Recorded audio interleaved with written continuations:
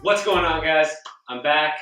I missed you guys so much. I'm glad you guys are still watching. I'm glad you guys are also subscribing because the subscriber numbers have gone up and also the likes have gone up, and that makes me super happy. Just motivates me to keep going.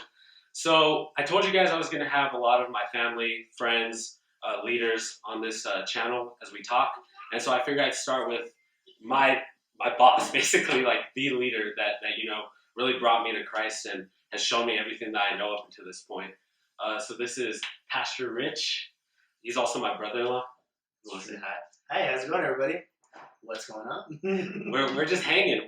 We got some Taco Bell because we're both hungry, and we figure we'd eat while we talk to you guys. So we're just gonna be munching throughout the video, but don't worry, we're still gonna pay attention to you guys and make sure we talk for you. Hear me chew all loud. Oh, I chew loud too.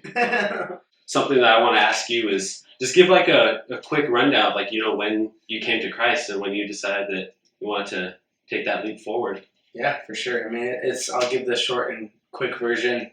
So there was a Billy Graham crusade in 1992, I believe, and yeah, so I was about 4 years old, and we were raised up in the Catholic Church, and my aunt invited us to this Billy Graham crusade that was happening at the pit. And so we went, and like Billy Graham would always do, he'd give the altar call, and thousands and thousands of people were just coming down. And so we all together as a family raised our hands, and we all went down. Oh wow! And got led to Christ by Billy Graham, and then we started getting more involved in the Christian church. Serving and things like that. And then by the time I hit 7th grade, I decided to go to service one night. And instead of serving, I just felt like I needed to go. And so I told the leaders, yeah, absolutely, go to service. So I went to service, and I had made some friends.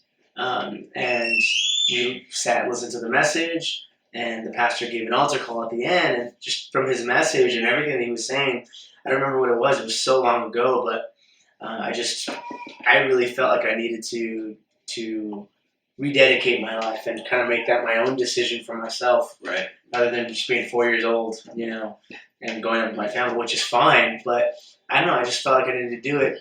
But I wasn't going up yet. And then my buddies, he was like, "Yeah, man, come on, let's all go up." And let's all go up. They were all excited, and it kind of got me excited. I was like, "Okay, yeah, I'll go up. Let's go." Nice. So we all went up and gave our life to Christ.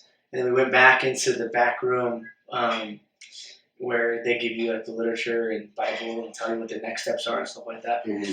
And my buddy was like, "Yeah, man, it's like the 20th time that we've done this. We go up because it's fun. It's fun to go down there and blah blah." But for me, it was personal. It was intimate. I felt God speaking to me that this was the first time that I needed to make the decision for myself. Right. And so I did. So when I was in 7th grade, I felt like that's really the time that I guess I made that statement of salvation or proclamation of salvation for myself, to follow Christ fully. So that's nice. kind of the quick version. Yeah, and it's kind of interesting because obviously my walk, because he was actually the person that baptized me. But I had given my life to Christ 3 years before that. But again, it was just it's kind of interesting when you feel like, you're entering a new stage in your life. It's kind of like that rededication means so much in that moment. Yeah. I mean, I felt like I was making the decision for the first time for myself rather than it just being told or, that it being my family's faith. I felt for me like this was my faith. Right. Like this is what I'm choosing to do.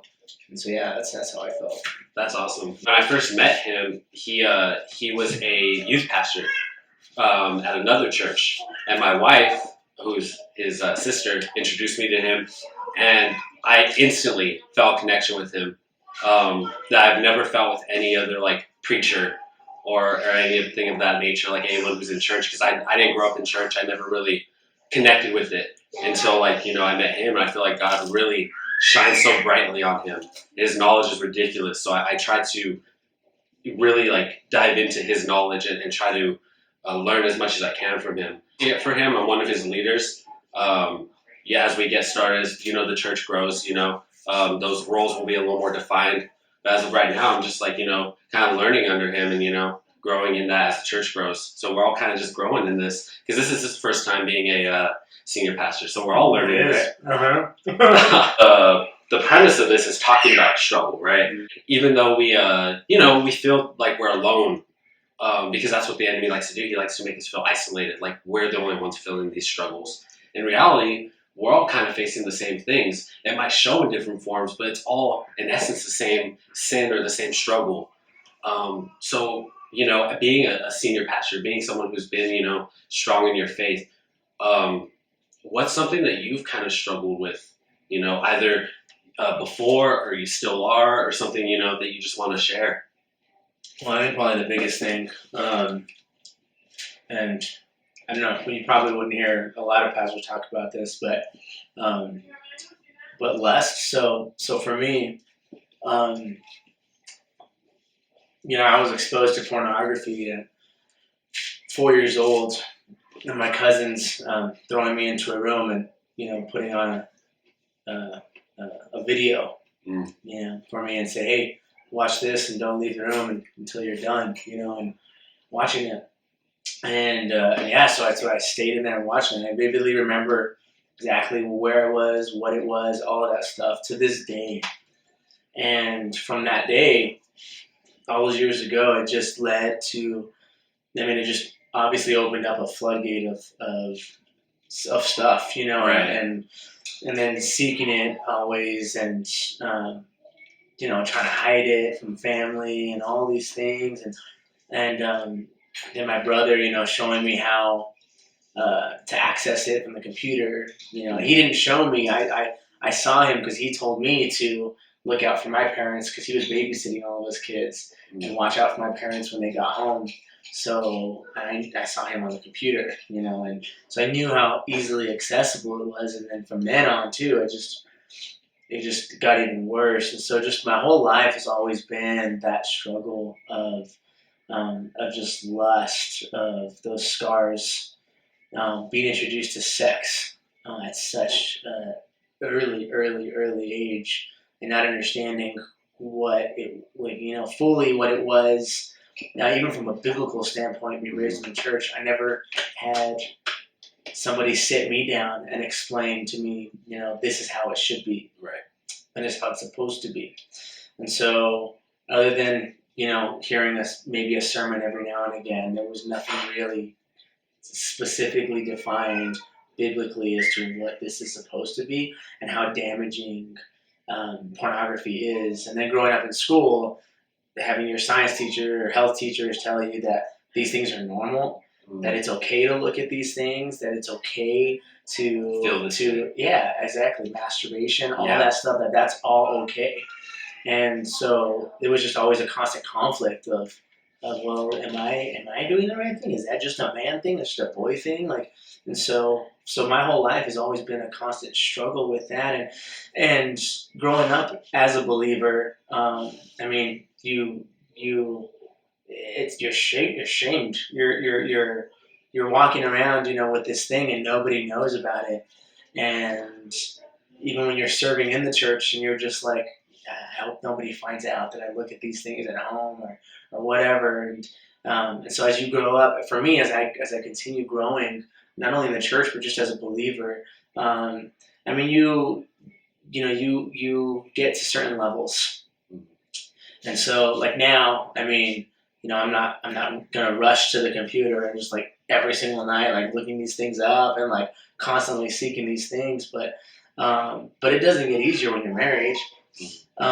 If anything, it becomes more difficult too because let's just say your spouse and your spouse haven't been able to have the time because you have 3 kids and you work a full-time job and you're trying to do ministry and all these things. And although that's not an excuse, it's just real life that these things come up, and then you haven't really had the time to spend with your wife. And so the enemy knows how to attack you, knows how to get you, whether in your mind or getting you to look through social media by just surfing around and you're just looking at other things or whatever. It's just the little things that the enemy tries to get you with. And so And that happens. That happens. I would be lying to say if that still didn't happen. But I have to constantly be on guard and put those barriers in place where guys like either Justin or just a small crowd of guys know that these are things that still maybe come up every now and again.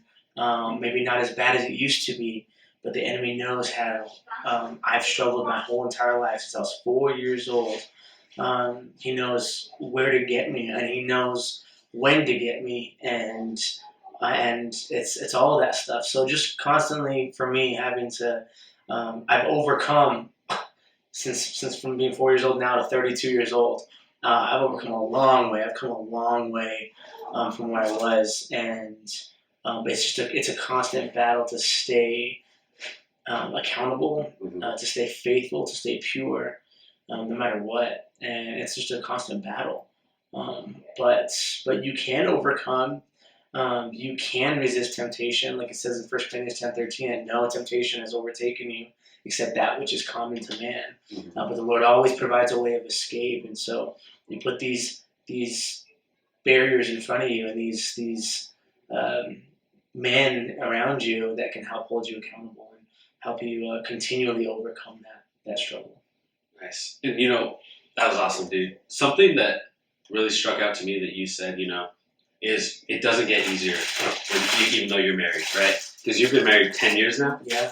And those things they don't necessarily go away. You just kind of learn how to fight it, right? Absolutely. And that's something that's very true. For those of you guys who watched it, my video about my struggle, which for me has always been anger. It's that same premise, it doesn't really go away, but sometimes the enemy will show it in different forms, and to try to get you to fall in that way, in that direction. And it's just kind of like learning how to develop those skills through Christ to use the Holy Spirit, use the tools He's given us, and just be fighting, just constantly fight it. And if you do fall, to give yourself grace. The proverb says, though I fall 7 times, I'm going to get back up again. Every time, yep. And again, like I said, guys, even though our struggles are different, for me it's anger and for him it's lust, just the idea, that's our main struggle, it just shows that they're very similar. Even though they present themselves in different way, in different sins, it's still about fighting it in the same way. So with that being said, man, what's something, he's given me a ton of advice on how to, combat my struggles. What's something that you personally do, that helps you, or things that you do that kind of helped you? With that struggle, like I said, making sure guys that you have in place, my wife has access to my phone and all my stuff like that, and there's no secrets, there's no hidden stuff. Everything's really exposed, and if there is an opportunity to be able to hide it, immediately expose it, and then have somebody that is safe that you can talk to. Say, hey man, you know what? This is what happened. This is what I did, or whatever. And that way, you're exposing the enemy for what he is, rather than hiding in shame. You're standing on grace and allowing the exposure to heal. And so I have guys that I know I can talk to. My wife knows everything too that I struggle with as well. There's nothing hidden from her. And so just constantly exposing yourself, being careful when I am alone, if my wife's working a graveyard shift, and I'm making sure that I'm not alone, things like that. And just constantly putting up safeguards around you as much as possible. Right. Something that's really cool that I feel like I know I personally struggle with, I'm sure a lot of people struggle with, is like you said, being transparent, especially to your wife about, this struggle that, can hurt her, that does hurt her in that sense. But, having that accountability in yourself and in your marriage is huge. And despite, what your struggle is, or what you're dealing with, just having, transparency and just letting people know what you're going through, so that way they can hold you accountable, they can help you, and having those people that will help you, that won't shame you, but we'll say, we'll try to lift you up. You know, we'll constantly try to just lift you up and help you grow from it. He's the first person I call every time when I'm feeling like I'm struggling with my anger or whatever it is, you know, and having that person that can encourage you, could remind you of, you know, that you're past that, you know, that the day you accepted Christ in your heart, that your sin can't, exactly, it's been forgiven you and it won't overcome you anymore. You know, you may stumble, but you're always greater than that because you have Him within you.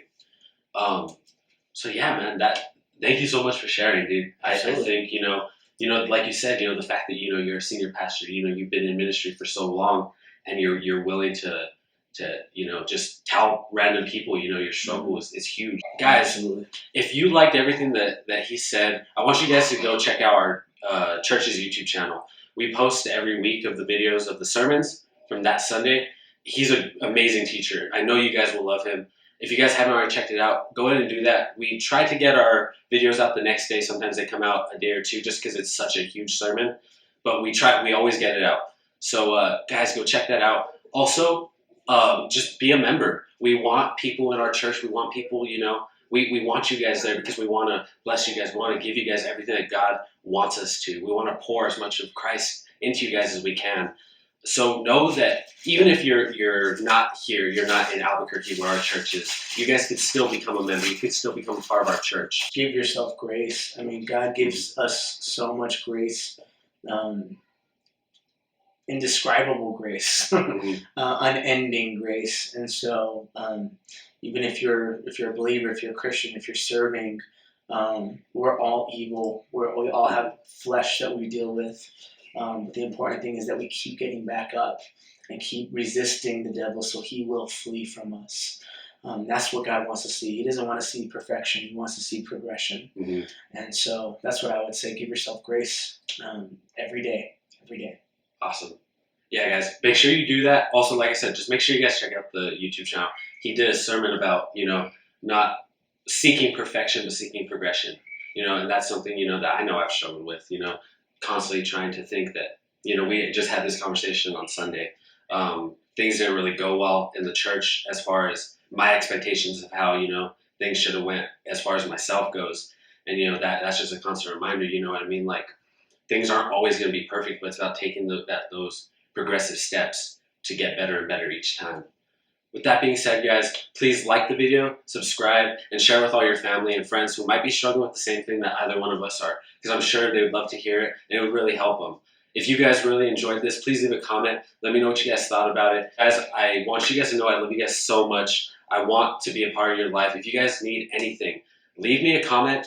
I love prayer. I will pray for any one of you guys. Our church will pray for any one of you guys. Don't hesitate to reach out if you need something. With that being said, guys, we're going to finish our food, and we'll catch you guys later. Peace out.